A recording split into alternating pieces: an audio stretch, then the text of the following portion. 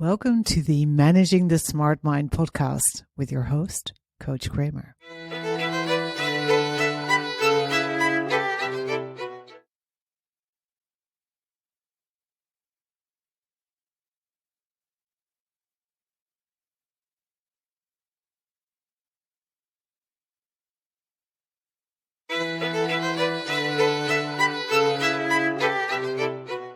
This is episode 41. A mini course in emotional agility, part 2. Welcome to this second installment to help you manage something that has a massive impact on your life and your well-being, emotions. Now, in the first part, we looked at the neuroscience of emotions, what they are, how not only are they created by your brain, but also how they shape your experience, even your future.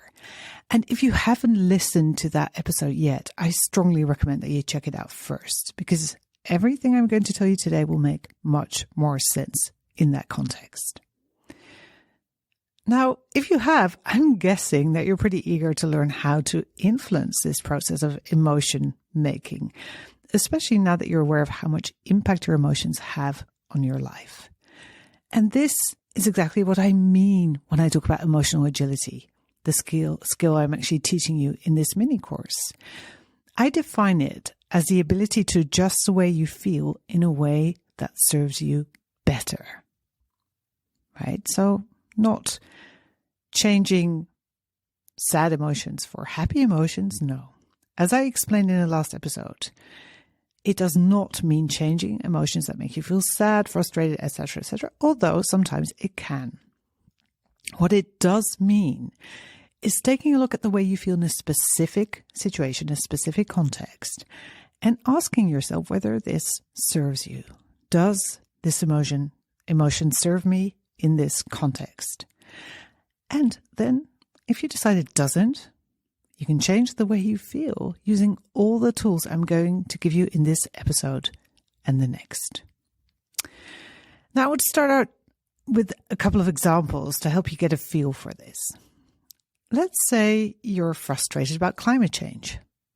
Now, you could totally change that emotion. But do you want to? Or is this something that, with your basic values and principles, you actually want to be angry about? And then maybe channel that anger, that energy into effective action. Because that's always an option. In fact, I have a whole podcast on actually using frustration as fuel.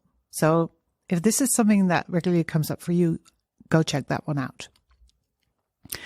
Or let's say you're sad because your beloved cat passed away. You may want to keep that sadness for a while. Sit in the rawness of the loss and let it move through your body. And then, when you feel kind of ready to move on, you can transform that sadness into a feeling of deep appreciation, for example, for the years you shared together, with maybe a little twist of melancholy. A completely different example. Maybe you hate your hair. You wish you had more of it, or less. Maybe you wish you had curls, or that your curls would finally go away. And in this case, you probably want to not sit with the emotion of hating your hair, but you want to change the way you think about your hair. And that's the technique I'm actually going to teach you in the next episode. So, different emotions, different contexts, lots of different strategies. Always be aware of the context and make a conscious decision, right? Okay. Now, one more thing before we get started. I'm going to give you a lot of information and how-tos in this episode, way more than your brain can possibly remember. So do yourself a favor and download the transcript and show notes so you can refer back to the list whenever you need to. You'll find them on my website, www.coachkramer.org. Okay, let's start with step 1. Taking responsibility. Because before we dive into all the tools to help you achieve emotional agility, there is a first step you must take, and that is to take ownership. You must accept responsibility for those emotions that are within your capacity to change. Does that mean all emotions? No, some emotions come straight from your amygdala, and you cannot change those on your own. For example, in the case of phobias. If that is something you want to change, you can work with a therapist, a hypnotherapist, for example, to rewire the neural pathways that are now causing you to bypass your prefrontal cortex. But all other emotions you can change, or at least modify. So next time you feel something, instead of complaining about it, simply ask yourself, is this something I can change? And if so, do I want to? And then decide, if you want to change it, to simply use all the things you're learning in this mini course to adapt, adjust, or modify the emotion in a way that serves you. Right. Step 2 is to create a healthy baseline for emotional agility. Basically, you need to be okay, to feel okay.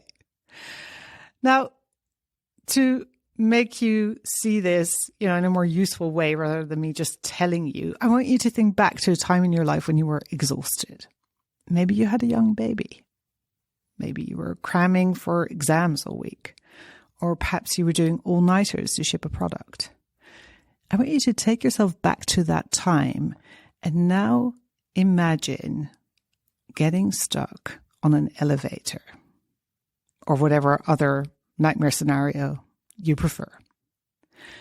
Can you see your reactivity? How, you would completely freak out because you either had to get home, you had to get to your exam, you had to do the thing, and it would completely explode out of proportion because you were already so exhausted.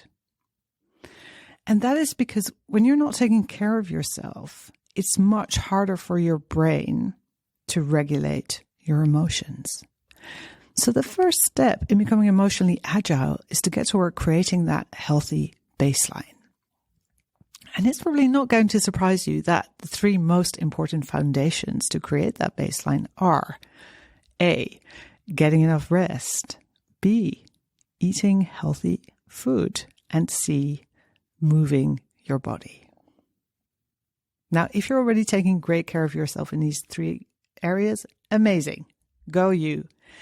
And if you're not, you can use the knowledge you now have about emotional well-being as an extra driver, an extra motivation to make the changes you want to make in any of those areas.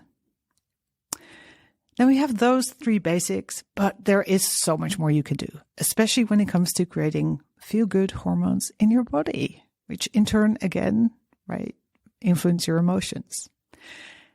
Number 1 is to increase serotonin through nourishing physical touch.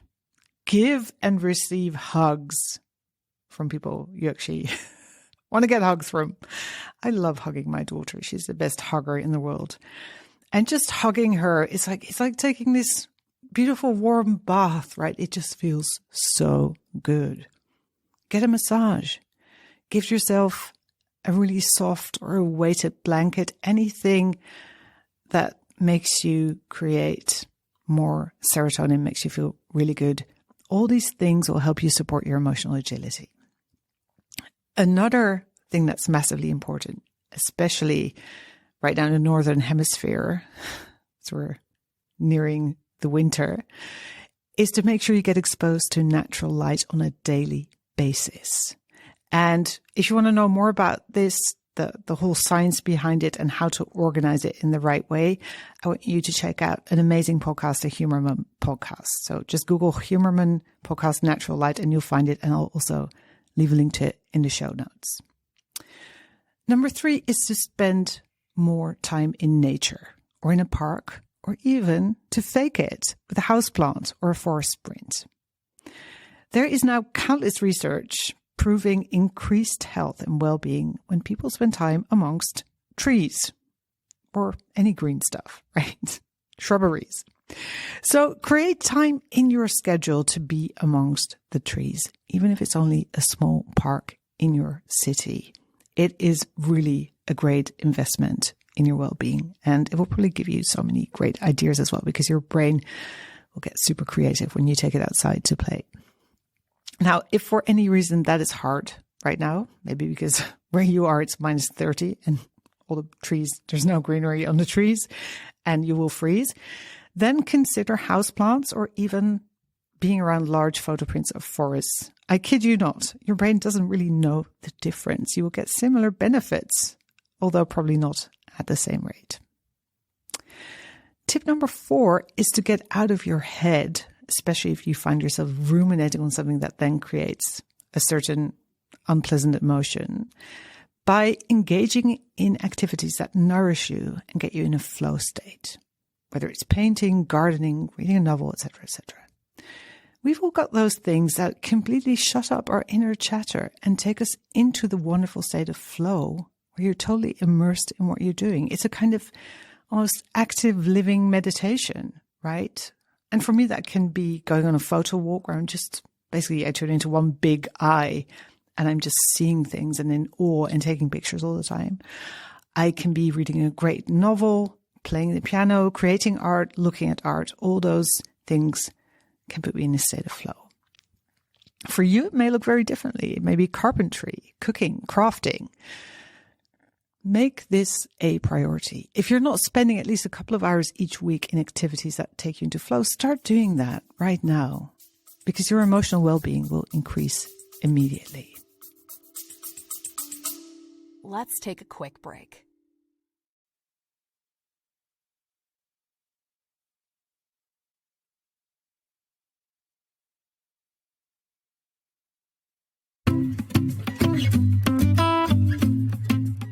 Hey, smart human. You're probably listening to this podcast because you want to learn how to manage that smart mind of yours. And the first step is actually getting your bearings, doing a little brain audit.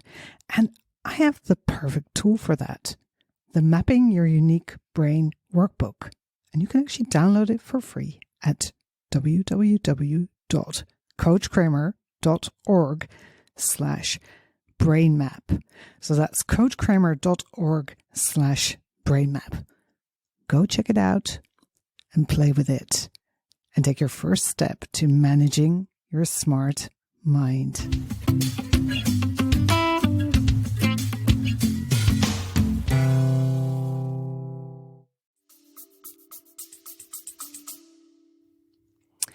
Tip number 5 is to keep track of positive experiences to correct the negative bias of your brain. Yeah, it's kind of lopsided, sadly.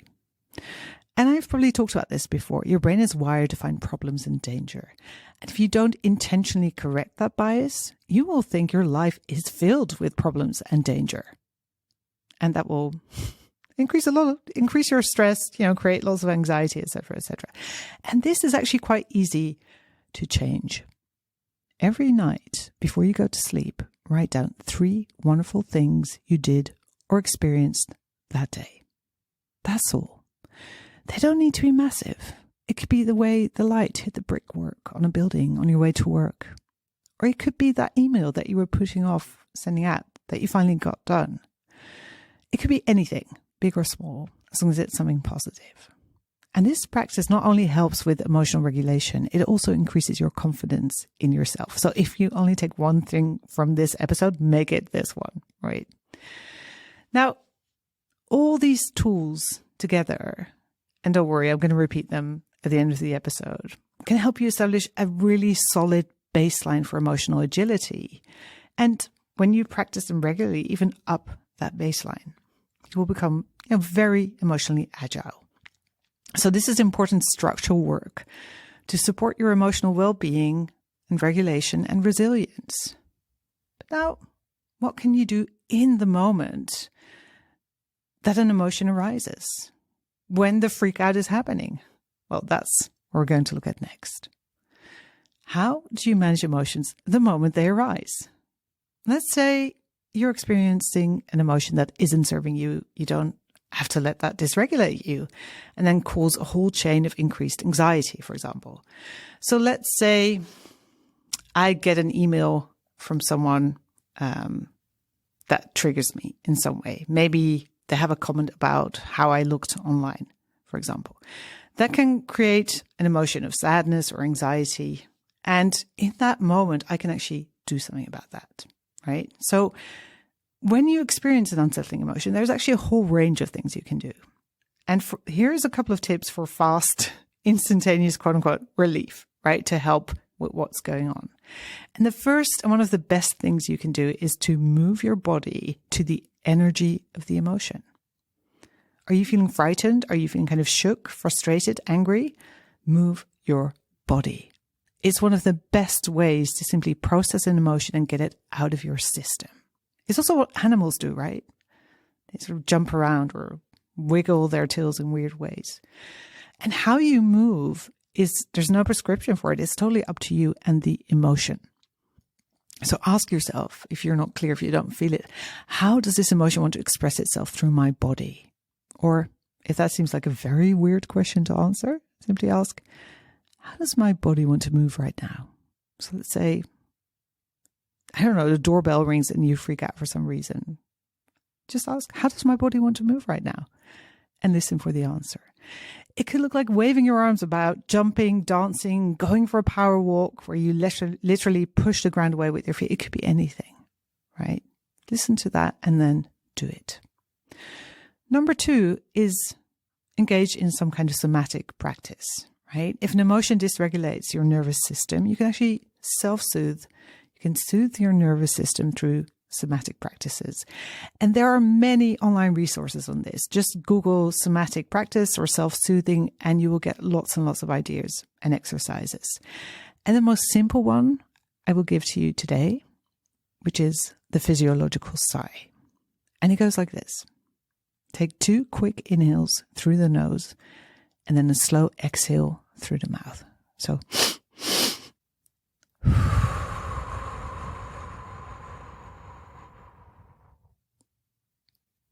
that's it. And you can even repeat that a couple of times. That in itself can really calm down your nervous system. Tip number 3 is resetting your state. And this is when you're starting to feel kind of low or tired, or you notice you're starting to fret about something that isn't major enough to give a lot of attention to.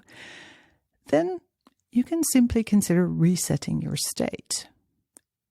And I use perfume for this because citrusy scents immediately take me to a place of energized, joyful anticipation. There's no thinking necessary, right? Just straight go there. So I always have some citrusy perfume on my desk.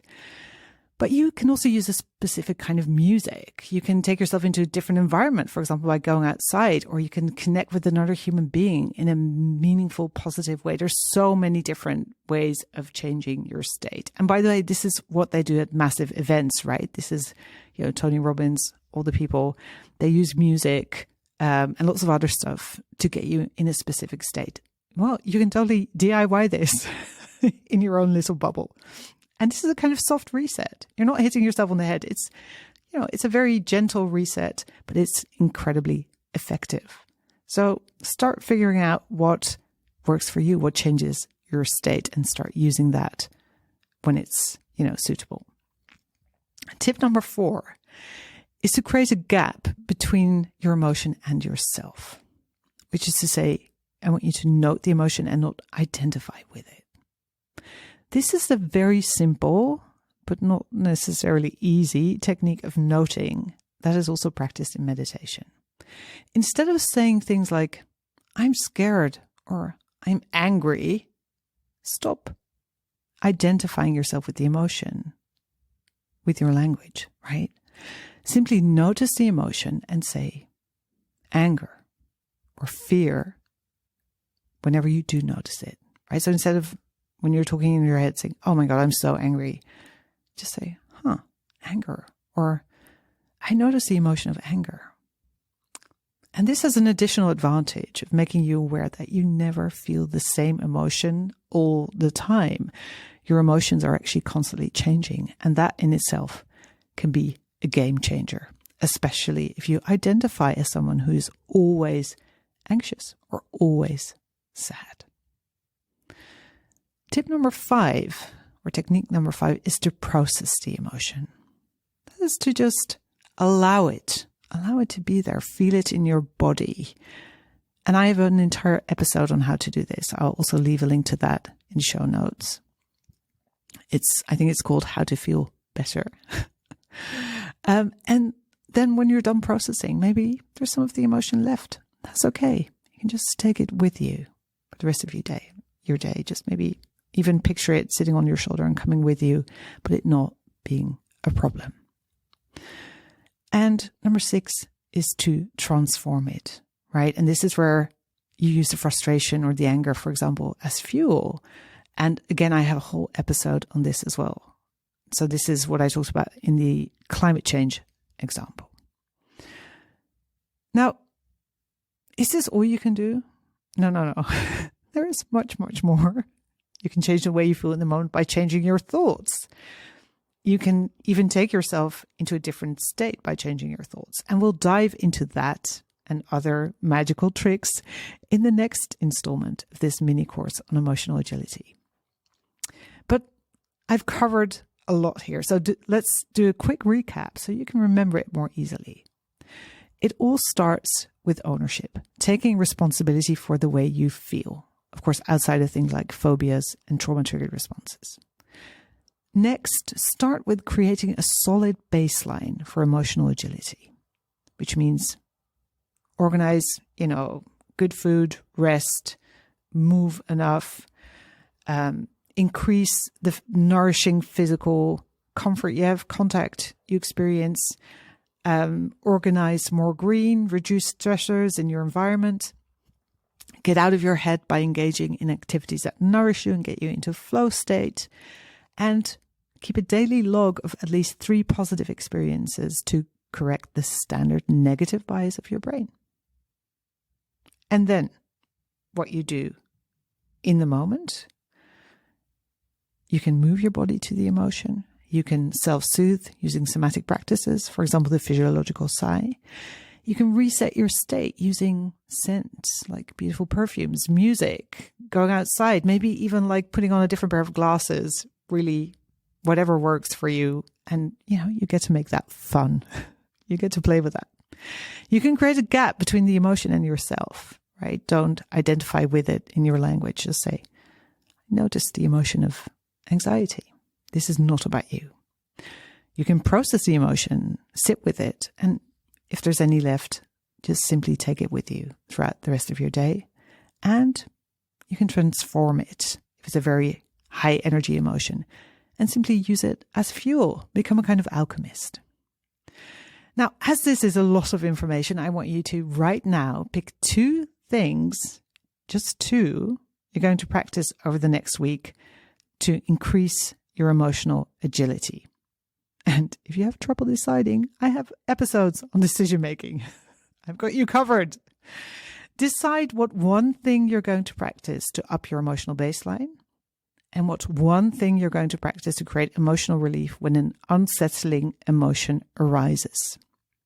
Pause the recording if you need to, but make that decision right now.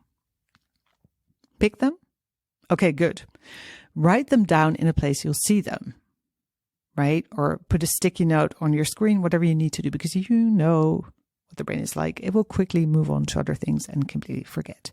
You have to make it remember.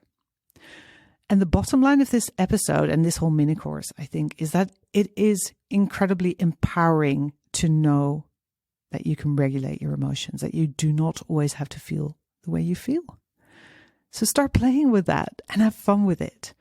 And the next week, it gets even better when we dive into all the ways you can change the way you think so you can feel differently. Until then, have a magical week. Bye-bye.